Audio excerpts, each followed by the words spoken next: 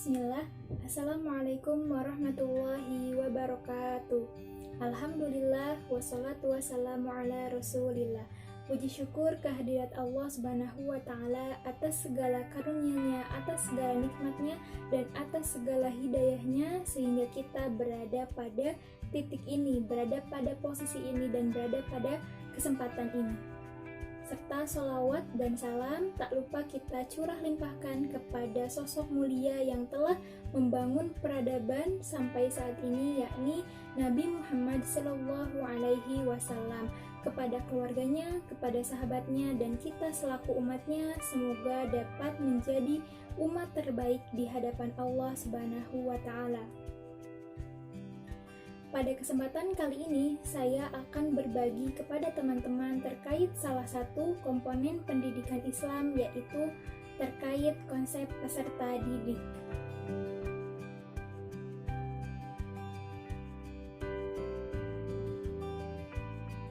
Berbicara tentang peserta didik, maka kita akan berbicara terkait manusia.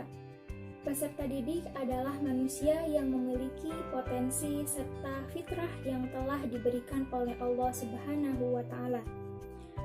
Pada awal pembahasan kali ini, kita akan berbicara terkait potensi dan fitrah manusia. Secara sederhana, potensi adalah sebuah kekuatan, kemampuan yang telah Allah berikan kepada kita, kepada kamu, dan kepada kita semua, yaitu kekuatan dalam diri untuk senantiasa menjalani kehidupan. Dan yang kedua ada fitrah.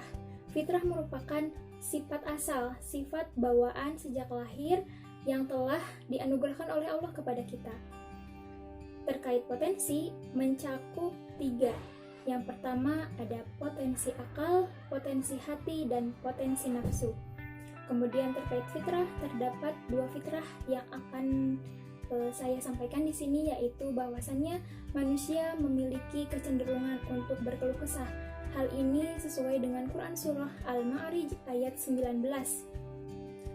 Kemudian yang kedua, bahwasannya manusia memiliki kecenderungan untuk berbuat baik.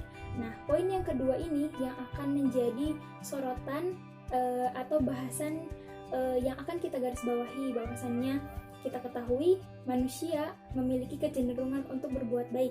Begitupun dengan peserta didik. Oleh karenanya, karena peserta didik memiliki kecenderungan untuk berbuat baik, maka kecenderungan tersebut harus senantiasa dijaga atau bahkan dikembangkan. Nah, terkait peserta didik, maka karena peserta didik merupakan salah satu komponen dalam pendidikan Islam, maka kecenderungan berbuat baik tersebut akan dikembangkan melalui proses pembelajaran dalam pendidikan Islam.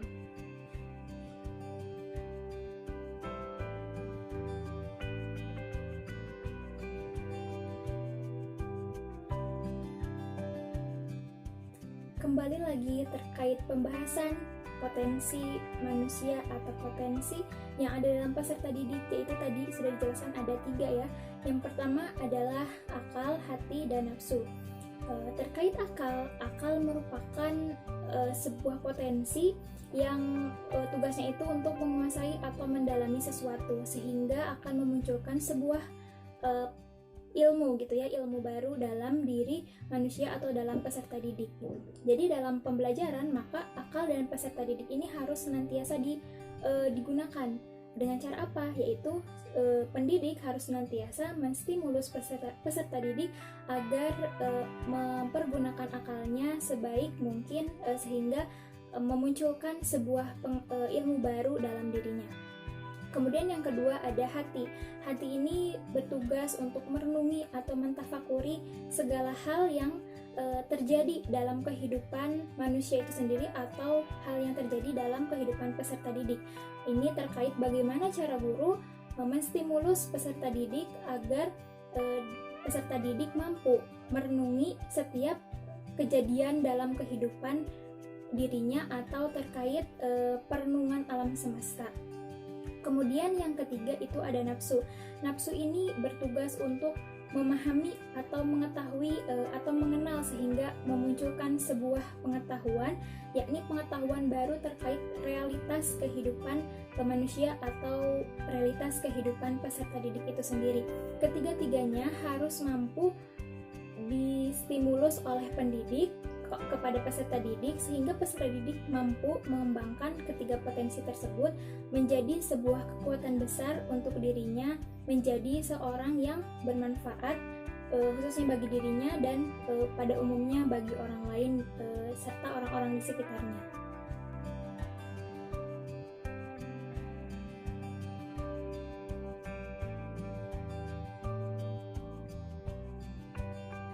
Tadi kita sudah berbicara terkait manusia. Lalu apa itu atau siapa itu peserta didik? Nah, kita akan memulai definisi dari peserta didik ini dari definisi undang-undang terlebih dahulu. Bahwasannya dinyatakan bahwa dalam Undang-Undang Nomor 20 Tahun 2003 tentang Sistem Pendidikan Nasional disebutkan bahwa peserta didik adalah setiap manusia yang berusaha mengembangkan potensi dirinya melalui proses pembelajaran pada jalur pendidikan, baik pendidikan formal maupun non-formal, pada jenjang pendidikan dan jenis pendidikan tertentu, seperti misalnya melalui pendidikan jenjang SD, jenjang SMP, ataupun jenjang SMA, ataupun perguruan tinggi. Nah, jadi dalam undang-undang ini secara sederhana disimpulkan bahwa peserta didik adalah seorang manusia yang memiliki potensi yang harus dikembangkan melalui pendidikan. Nah, lalu bagaimana konsep peserta didik dalam Al-Quran?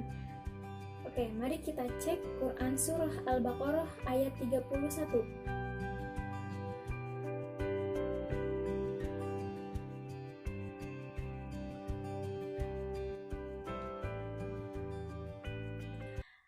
A'udzu billahi minasy syaithanir rajim. Bismillahirrahmanirrahim. Wa 'allama Adamal asma'a kullaha thumma 'aradahum 'alal malaikati faqala anbi'uni bi asma'i haula'i in kuntum shadiqin.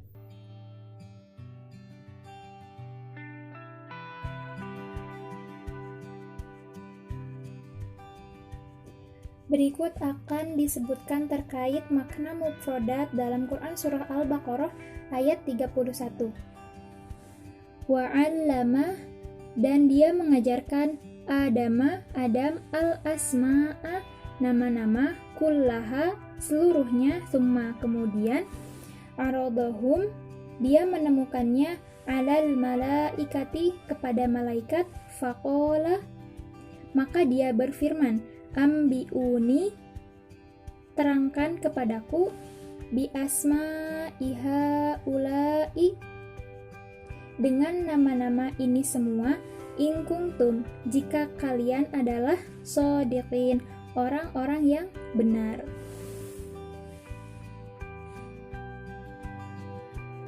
Dan dia mengajarkan kepada Adam nama-nama benda-benda seluruhnya, kemudian mengemukakannya kepada para malaikat lalu berfirman, sebutkanlah kepadaku nama benda-benda itu jika kamu memang orang-orang yang benar.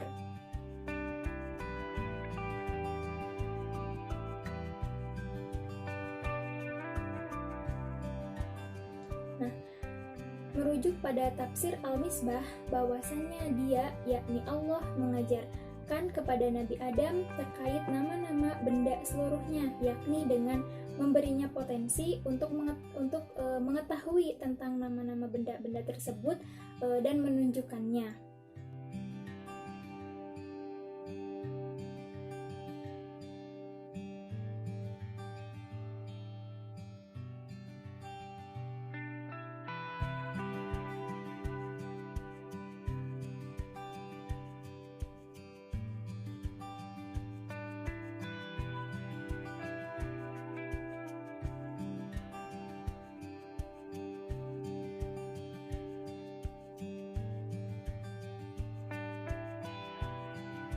Nah, Secara umum dalam kajian pendidikan Islam, peserta didik adalah mencakup semua hal, yaitu mencakup kita sebagai manusia, mencakup malaikat, mencakup jin, hewan, tumbuhan, dan segala hal yang hidup di alam semesta ini merupakan peserta didik, dan pendidiknya itu adalah Allah. Kemudian secara sederhana, peserta didik itu adalah al-insan, al-bashar atau Bani Adam. Sederhananya, peserta didik itu adalah manusia yang sedang bertumbuh dan berkembang menuju sesuatu yang dipandang sempurna.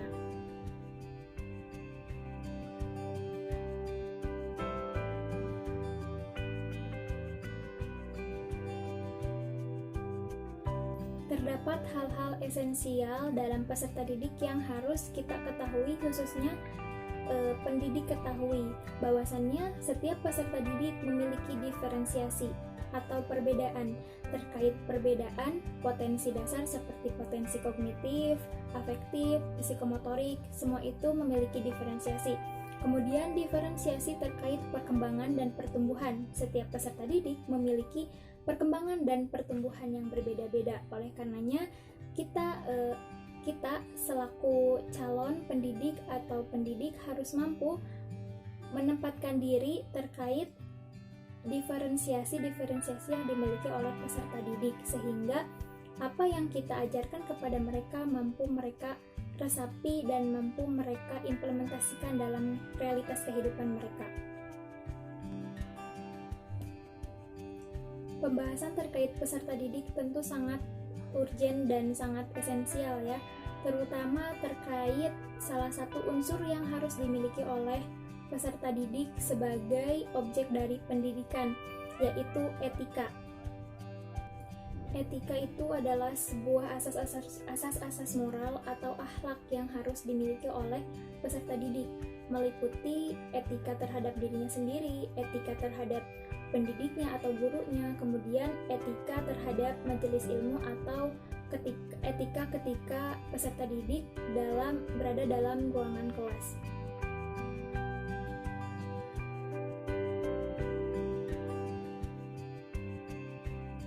Adapun etika terhadap dirinya sendiri, yaitu yang pertama adalah pembersihan hati dari segala penyakit hati atau segala sikap tercela.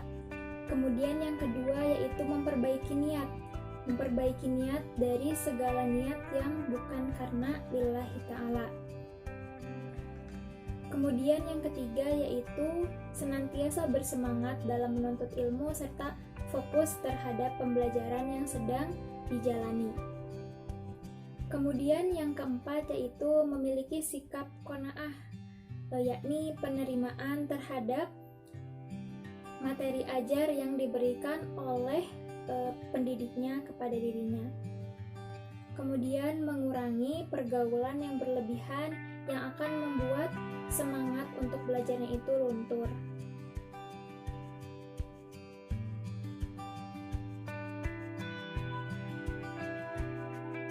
Selanjutnya adalah etika terhadap pendidik. Yang pertama yang harus dilakukan oleh peserta didik dalam beretika terhadap pendidiknya adalah memilih pendidik yang baik karakternya atau yang baik akhlaknya. Kemudian yang kedua, memilih pendidik yang berkompeten dalam bidangnya. Kemudian yang paling penting adalah peserta didik senantiasa berpikir positif terhadap pendidiknya sehingga tidak akan memunculkan hal-hal yang sifatnya negatif di kemudian hari. Kemudian selanjutnya adalah memperhatikan tata krama peserta didik terhadap pendidiknya.